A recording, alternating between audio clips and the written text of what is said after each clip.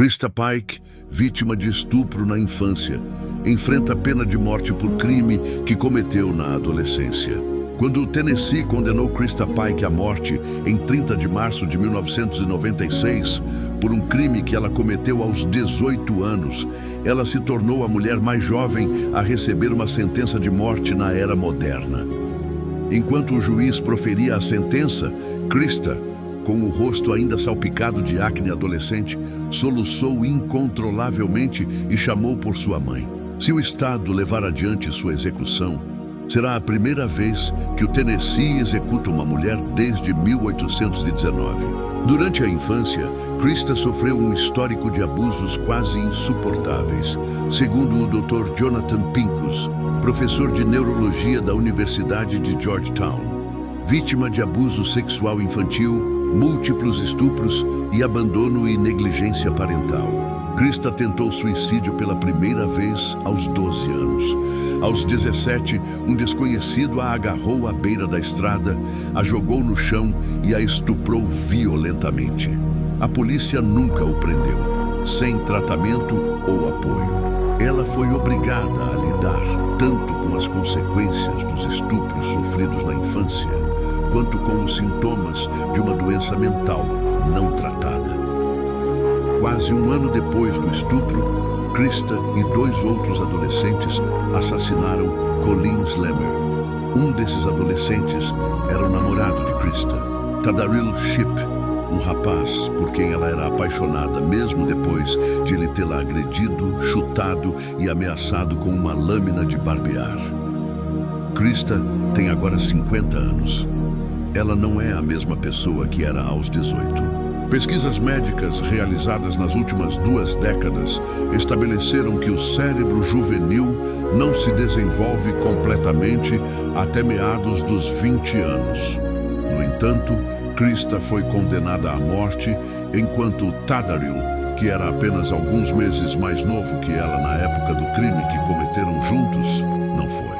O tratamento desigual que receberam baseia-se na lei do Tennessee, que exclui menores, definidos como qualquer pessoa com menos de 18 anos, da pena capital.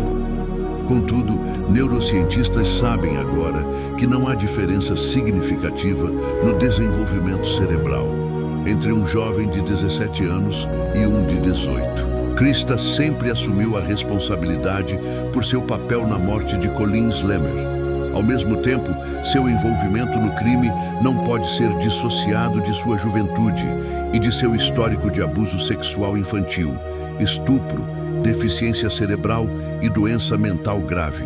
A doutora Bethany Brand, psicóloga clínica com mais de 3 décadas de experiência especializada na avaliação e tratamento de transtornos relacionados a traumas, descreveu o histórico de Krista como trauma extremo extraordinariamente grave. Segundo a doutora Brand, Krista vivenciou eventos adversos mais graves do que 99% da população dos Estados Unidos. Krista nasceu com danos cerebrais causados pelo consumo de álcool por sua mãe durante a gravidez. Desde a infância, ela sofria de convulsões e, à medida que crescia, tinha dificuldades para seguir instruções e controlar seus impulsos. Em vez de ajudá-la a lidar com o ambiente em que vivia, sua família a negligenciou e abusou dela. Quando Krista era pequena, o namorado de sua avó começou a estuprá-la, forçando seu pênis em sua boca por vários anos. Depois que Krista começou a frequentar a escola, quando perguntada sobre o que fazia em casa, ela desenhou um homem com um rosto horripilante e genitália grande. Embora a escola tenha contatado os pais de Krista, os serviços sociais não intervieram e a polícia nunca foi acionada. Quando Krista tinha 11 anos, foi estuprada por um homem que morava em um trailer em sua vizinhança. Inicialmente, a mãe de Krista não acreditou nela, mas quando a menina desenvolveu uma infecção em decorrência do estupro e uma professora interveio, o homem foi processado. Ele se declarou culpado de uma acusação reduzida de agressão e continuou morando nas proximidades. A escola oferecia um refúgio do ambiente abusivo em que vivia. Krista queria ter sucesso. Seus professores a descreviam como alguém determinada a ajudar os outros e diziam que havia algo especial nela, uma faísca. Ao mesmo tempo, porém, ela enfrentava uma nova ameaça em casa. Os parceiros de sua mãe também começaram a abusar de Krista. Um deles a espancava com uma palmatória, pendurando-a do lado de fora do quarto como uma ameaça constante.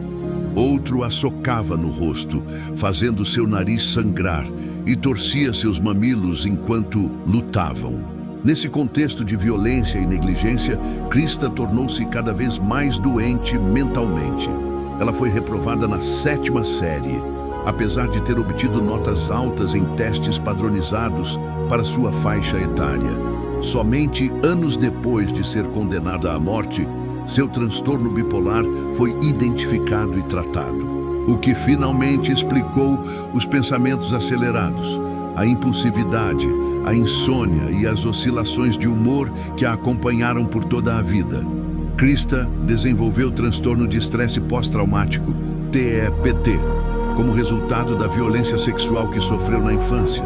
Pessoas com TEPT frequentemente sentem terror agudo e impotência, o que pode danificar partes do cérebro responsáveis pela tomada de decisões executivas. A doutora Ali Winters, terapeuta clínica de longa data de Krista, que começou a tratá-la alguns anos após sua sentença de morte, descreveu-a como estando em um estado de luta ou fuga quase constante.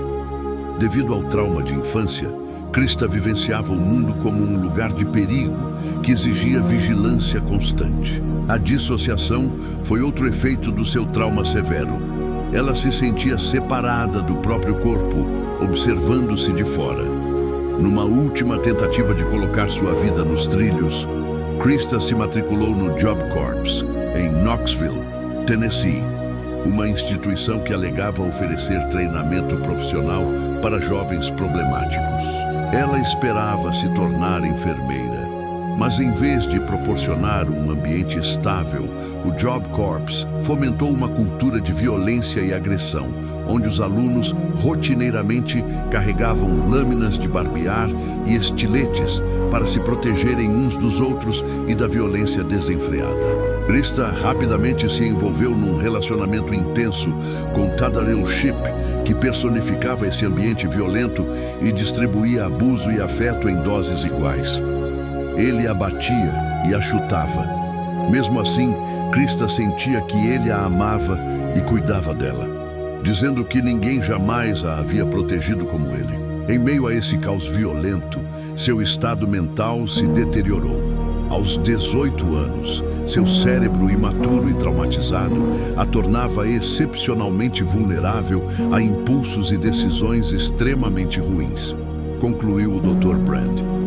Sem medicação e sem tratamento, ela não conseguiu frear suas emoções desencadeadas pelo transtorno bipolar e pelo trauma.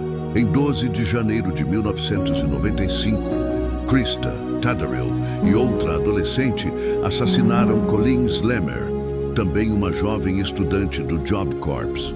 O assassinato foi sensacionalizado, porque um pentagrama havia sido esculpido no peito da vítima, um reflexo da iconografia satânica que fascinava Tadaril.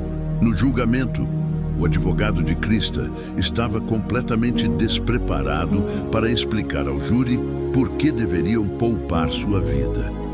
Sua apresentação sucinta sobre os motivos pelos quais o júri deveria poupá-la terminou em poucas horas.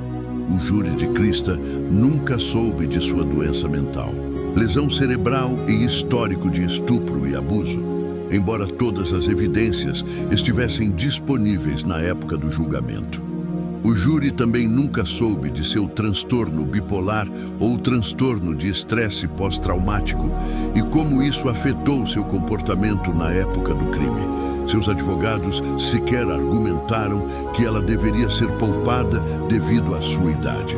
Como a única mulher no corredor da morte do Tennessee por muitos anos, Krista passou 27 anos em confinamento solitário, em uma cela do tamanho de uma vaga de estacionamento. Sua cela fica ao lado da ala da prisão feminina, reservada para pessoas com graves doenças mentais ou consideradas um risco para si mesmas ou para os outros devido ao seu comportamento. Gritos, lamentos e berros compõem a trilha sonora de seus dias. Mesmo confinada a esta cela, Krista mantém a faísca que seus professores notaram décadas atrás. Antes determinada a se tornar enfermeira, ela agora cuida de outras mulheres necessitadas, intercedendo em seu nome junto à administração da prisão. As novas detentas em sua cela são frequentemente surpreendidas com um pacote de café como presente de boas-vindas, oferecido por Krista Pike. Ela também é uma artista talentosa, desenhando retratos com a mesma frequência com que desenha criaturas fantásticas, como sereias, como um breve alívio da realidade. Krista Pike não busca absolvição pelo que fez aos 18 anos. Em vez disso, pede que sua sentença seja comutada para a prisão perpétua como um ato de misericórdia. Uma sentença de prisão perpétua seria coerente com o tratamento dado a Tadaryl Shipp no Tennessee. Também seria coerente com a justiça, pois refletiria a punição imposta a outros jovens que, como Krista, cometeram crimes sem a maturidade e o discernimento de adultos responsáveis. Refletindo sobre sua vida, Krista declarou: "Passei por mais traumas do que deveria na minha infância e adolescência e percebi que muitas outras pessoas também passaram por isso, mesmo sem cometer crimes violentos.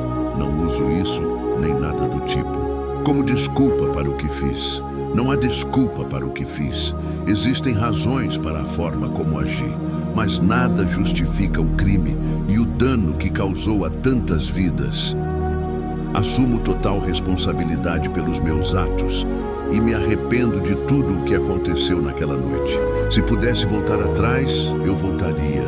Não sou nem de longe a mesma pessoa que era há mais de 25 anos.